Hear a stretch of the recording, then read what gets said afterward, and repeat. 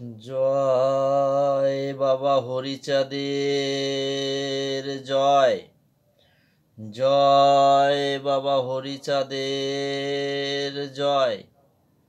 জয় বাবা হরিচাঁদের জয়। শ্রী শ্রী হরিলীলামৃত পাঠ পর্ব 87। পর্ব 87তে আপনারা শ্রবণ করবেন গোস্বামীর গঙ্গাচরণা গমন ও কার্তিককে পুত্র বরদান। এই মহোৎসব পরে যত ভক্তগণ গঙ্গাচরণা এসে করি হরি সংকীর্তন। রামমোহনের ঘরে বসিয়া সকল কেবল বলে হরিবল হরিবল। তখন পাগল এসে কার্তিকের ঘরে জয় হরি গৌর হরি বলে উচ্চ স্বরে। আসিল সকল ভক্ত সেই গৃহদ্বারে, পাগল বলিল যে আসিবি এই ঘরে।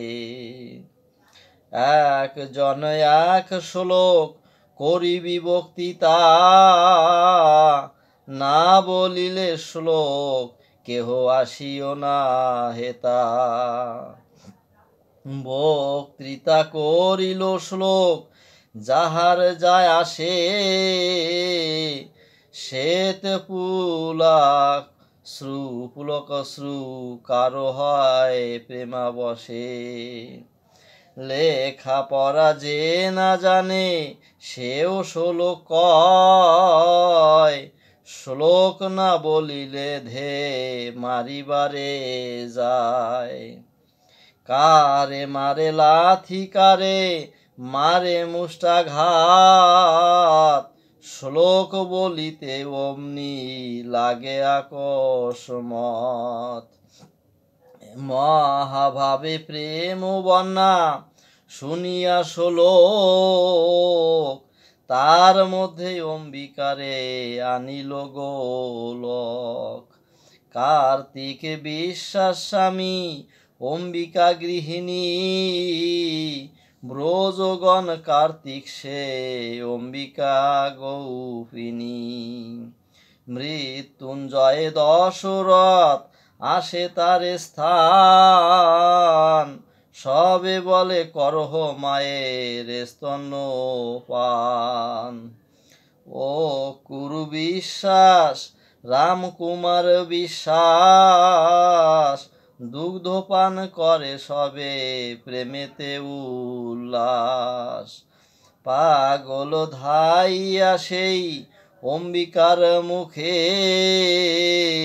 দুগ্ধপান করে আর মা বলিয়া ডাকে।